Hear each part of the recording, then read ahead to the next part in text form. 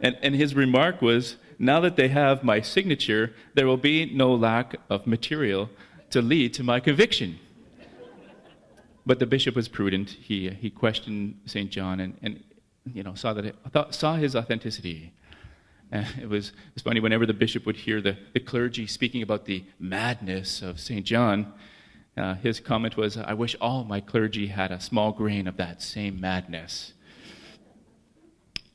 And so the Curé of Ars was also known for his encounters with the devil, whom we refer to as grappin. And these were real battles with the devil for 35 years. 35 years. He had 1 year of exemption in his last year of priesthood, and before he died. When they were in intense encounters with the devil, he knew that there would be a big fish coming tomorrow or the next day. A conversion of a soul, and sure enough, there always was.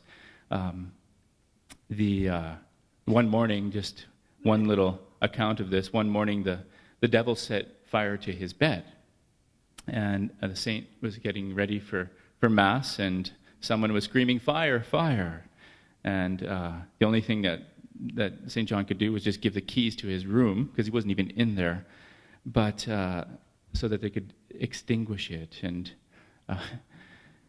the only thing he said was this: that villain, not able to trap the bird, sets the cage on fire. And today, even when I was there, you can see the picture where the flames had marked the glass of where his bed was. Anyway, the whole purpose of this for the devil was to really discourage him and just prevent him from sleeping, essentially, so that he wouldn't be effective. His confession, from the moment he arrived in Ars, he was a man consumed by the confessional. Ars became the European capital of reconciliation. Men and women from all over the place would come just to have the sacrament from him. A priest, he was consumed by spending time in there, and up to 16 hours a day at one point. He was given the grace to read minds and souls, and to a penitent that came to him and said that it's been 40 years since her last confession. He said, actually, it's 44. So. But just one other little story of a hunter, Francois Durel, who went to Ars with his friends, but told him there was no way he was going to confession. But as he was standing in the square around the church, Father Vianney passed him by, and he said to him, "I wish your soul was as in good a shape as your dog." Overwhelmed by that, he wept immediately, went to confession, and St. John told him, "Go to La Trappe, to the monastery." So he went, and he ended up staying there for 30 years as a monk, and died there.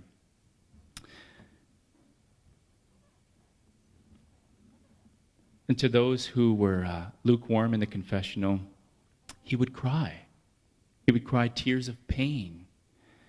In the confessional, the penitent would ask, "Why are you crying?" And his response is, "I weep because you do not weep." If only the Lord were not so good to you, but he is good. And he exhort him not to be such a brute, and love their God. I mean, just one last comment on confession. I think we just must realize that there's no other priestly ministry so exhausting to the flesh and to the spirit than sitting in the confessional as much as he did. It was a great sacrifice, a great suffering, and a great penance for him. The Eucharist was central to his life. It was from his example that he drew people in to adore the Lord. And he was, I would say, ahead of his time in the sense of receiving communion on a daily and regular basis. It wasn't common practice at the time, but he encouraged his faithful so much to receive the Lord as often as they could in the Eucharist. And it had a great effect, because he knew that the Lord wanted to give of himself to his people in that way. His mother gave him a little wooden statue of the Blessed Virgin at his first communion. He treasured it and kept it for all his life. And he said this of the Blessed Virgin. He said, "The Blessed Virgin is my oldest love. I love her even before I knew her." His parish was ultimately entrusted to her. I will give you, actually, the seminarians and Deacon David will give you a holy card in a few moments that I would like to pray with you. But it was his entrustment that he composed and used for his parish. And I want to say that with you in a few moments. But he had great confidence and love in her, and he repeatedly exhorted his faithful to pray the rosary. This is just one quote from him with regards to Our Lady. He said, "Jesus Christ, after having given us all he could give, that is to say, the merits of his toils, his sufferings, his bitter death, after having given us his adorable body and blood to be food for our souls, willed also to give the most precious thing he had left, which was his Holy Mother." His reverence for the priesthood was outstanding.